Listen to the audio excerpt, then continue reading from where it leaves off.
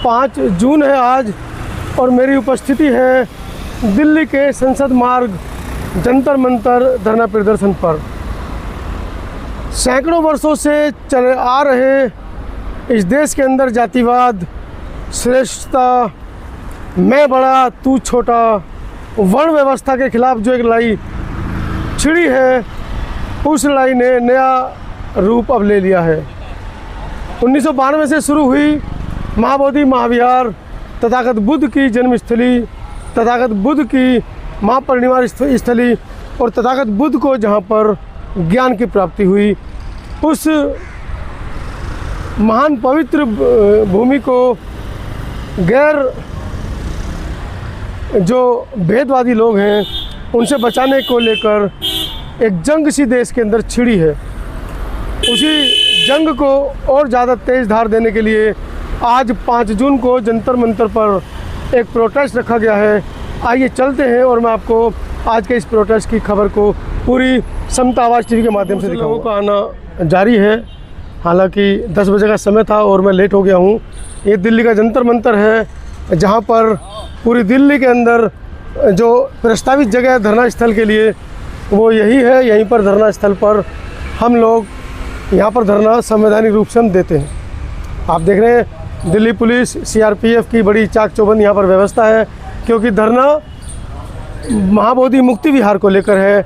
बुद्ध के देश में बुद्ध की जो जन्मस्थली है, बुद्ध की ज्ञान स्थली है, उसको बचाने को लेकर ये दिल्ली का जंतर मंतर का धरना स्थल है। आज कोई दूसरा धरना स्थल यहाँ पर नहीं है, लेकिन पीछे जैसा कि बताया गया था 5 जून को एक प्रोटेस्ट रखा गया है, उसके लिए लोग पूरे देश से इकट्ठा हो रहे हैं। तमाम साथी सुबह से यहाँ जमे हैं, कई दिनों से लगातार आज के इस धरना प्रदर्शन के लिए तैयारियां चल रही हैं। सेठ साहब बहुजन समाज पार्टी के सबसे पहले उम्मीदवार, जिस समय काशीराम जी दिल्ली में आए थे, उस समय सेठ साहब को उन्होंने चुनाव लड़वाया था। हालांकि समाज ने साथ नहीं दिया तो जीत नहीं पाए। ये गम वो लेकर शायद मर ही जाएंगे। बनते करुणाकरण जी भी मौका वारदात पर पाए गए हैं। बंदे जी क्या कहेंगे आज के दिन के लिए? मालूम नहीं है, उनको पूछो। आप भी तो है मुख्य दर्शक, तो आप भी बने बैठे हो। नहीं दर्शक हूँ मैं, लेकिन मैं कुछ बोलता नहीं। आप तो हारते हैं बनते जी, आजकल चुप रहता हूँ मैं। चलिए आप बनते जी उनसे पूछो, उनसे ही पूछेंगे। तो मैं ले आया हूँ पंडाल की तरफ। पंडाल में आपको मैं दिखा रहा हूँ कि कितनी जबरदस्त यहाँ पर उपासक उपासिकाएं पहुँचे हैं पूरे देश से। अभी और भी लोगों के आने की संभावना है और तमाम साथी देश के विभिन्न जगहों से पहुंचे हैं। सबसे चर्चा भी करेंगे कहां कहां से आए हैं, लेकिन पहले मैं चाह रहा हूं कि आपको दिखा दूं, आपको मिलवा दूं इन चेहरों से। ये वो चेहरे हैं जो देश के अंदर कहीं भी बहुजन समाज के ऊपर कहीं भी अत्याचार की कोई खबर आती है तो सबसे पहले ये चेहरे वहाँ पहुँच जाते हैं। इसलिए इन चेहरों को दिखाना बहुत जरूरी है।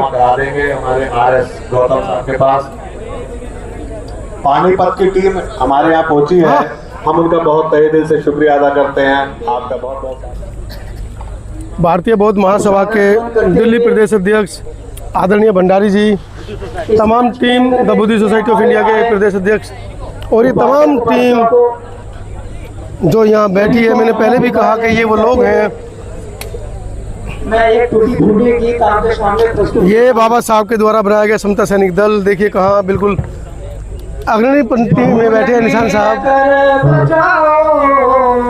देश की तमाम बहुजन मीडिया और तमाम हमारे पूज्य भिक्षु संघ के विरासत को बहुजन भी बिहार सरकार पूरे बिहार में कहीं कहीं इस्तेमाल करती है अपनी मर्जी से। उसमें ना बौद्धों की भागीदारी है। जो 4 बौद्ध बने हुए हैं, या तो वो इतने कमजोर साबित होते हैं कि अपनी चला नहीं पाते, अपनी बात को रख नहीं पाते, या वो 5 लोग मिलकर उनकी चलने नहीं देते। विश्व रत्न बाबा साहेब डॉक्टर भीमराव अम्बेडकर जी को नमन करते हुए जो कार्यकारिणी है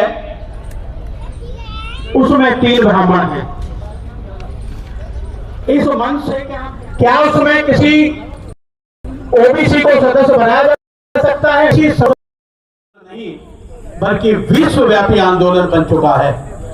और भारत के जो बौद्ध की संस्था है, कमेटी है, परिषद है, उसमें भी ये बात को पहुंचा है और दबाव डाले कि भाई बौद्ध धम्म बंगलो अब से अगर 20 साल पहली बात करते हैं, ना कोई और दूसरी प्रतिमा लगी हुई थी और सारा काम ठीक हो, लेकिन जैसे जैसे आंदोलन है पहले हो चुका है और उस आंदोलन में प्रधानमंत्री और राष्ट्रपति को भी हमने उसको मेमोरेंडम दिया था, बिहार ने दिया। ध्यान रखना पड़ेगा और तरह है।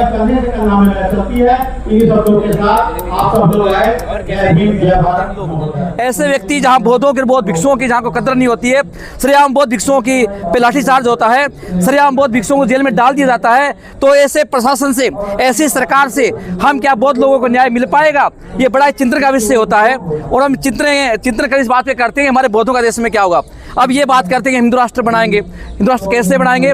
यहाँ पर मुस्लिम लोग भी रहते हैं, यहाँ पर सिख भी लोग रहते हैं, यहाँ पर जैन लोग भी रहते हैं और यहाँ पर ईसाई क्रिश्चियन लोग भी रहते हैं और यहाँ पर बौद्ध लोग भी रहते हैं। ये देश किसी के बाप का नहीं है। एक लंबा समय आपने बौद्ध गया मुक्ति आंदोलन को दिया।